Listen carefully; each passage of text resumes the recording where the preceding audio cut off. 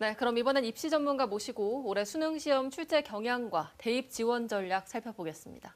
타상로 송원학원 진학실장 스튜디오에 나와 계십니다. 안녕하십니까? 네, 반갑습니다. 예, 2025년 수능이 끝이 났습니다. 이번 수능은 의대 증원 여파로 반수생, 또 재수생 등 이른바 N수생이 21년 만에 가장 많이 몰렸잖아요. 그런데 특히나 N수생 같은 경우에는 의대 입학을 노리는 학생들이 많기 때문에 이번 수능은 이 변별력 확보 때문에 굉장히 어렵게 출제될 것이다라는 이야기가 많았는데요. 실제 수능 난이도는 어떻게 평가하십니까? 네, 실제 수능은 예상과 달리 어렵지 않았습니다. 25학년도 수능은 어렵게 출제되었던 지난해 수능에 비해서 국어, 수학, 영어 모두 다소 쉽게 출제되었습니다. 어려웠던 작년 수능에 비해서 다소 쉽게 출제되었지만은 전체적으로는 충분히 변별력 있는 시험이었습니다. 예, 전체적으로는 쉬웠다.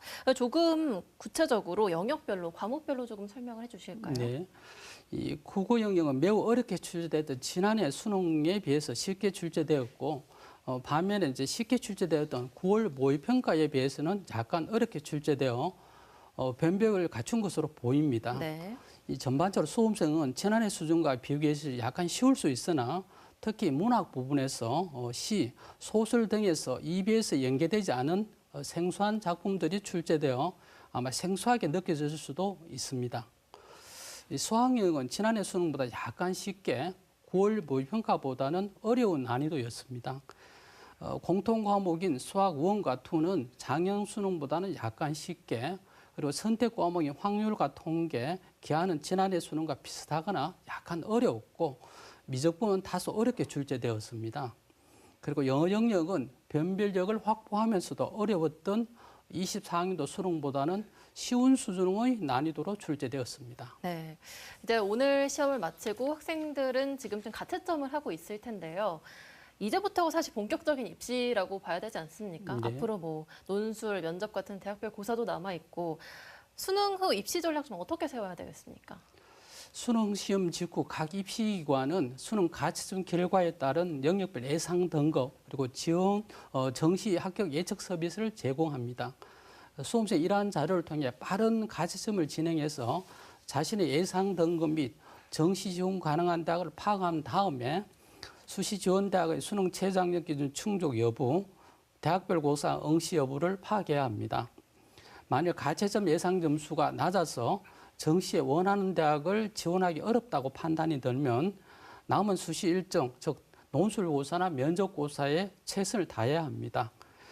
반면 정시 지원만을 고려한다면 수능 성적이 발표되기 전에는 구체적인 전략을 세우기보다는 큰 틀에서 정보를 취합할 필요가 있겠습니다. 정시는 수능 반영 방법, 대학마다 다양하기 때문에 자신의 영역별 수능 성적에 의해 지원 가능 대학이 달라질 수 있습니다. 따라서 희망 대학의 수능 영역별 반영 비율과 가채점 결과를 비교하여 어느 대학에 지원할 때 가장 유리할지 확인해 보고 군별로 서너 개 정도의 대학을 선택지로 만들어 두는 정도가 좋을 것 같습니다. 네, 또 마지막으로 전국의 대학들이 비슷하겠지만 우리 지역 같은 경우는 경북대학교를 비롯해서 대부분의 대학들이 16일부터 면접이나 논술 같은 대학별 고사들을 실시할 텐데요. 여기에 대해서는 좀 어떻게 준비하면 되겠습니까? 이번 주말부터 대학별 고사가 실시되는데 논술을 앞둔 수험생들은 논술 준비부터 해야 합니다. 논술은 글을 통해 평가받는 시험이므로 글로 표현하지 못하면 무용지물이 되기 때문에 지원 대학별로 제시하는 유의사항 그리고 답안 형식 등을 고려해 제한 시간 안에 맞춰서는 연습을 하는 것이 좋습니다. 각 대학의 논술 시험은 문제유희나 질문 방식 등이 어느 정도 표준화됨에 따라 특정 유형의 논제들이 자주 나타납니다. 따라서 기출 문제를 통해 지원 대학의 출제 유형을 파악하고 채점 기준 등을 확인해야 합니다. 그런 다음 문제가 요구하는 바를 정확하게 파악하고 답안을 논리적으로 자상해 보아야 합니다. 또한 면접을 앞둔 수험생들은 면접에 대비해야 합니다. 면접 형식은 서류 기반 면접과 제시문 활용 면접 두 가지로 나눌 수 있습니다.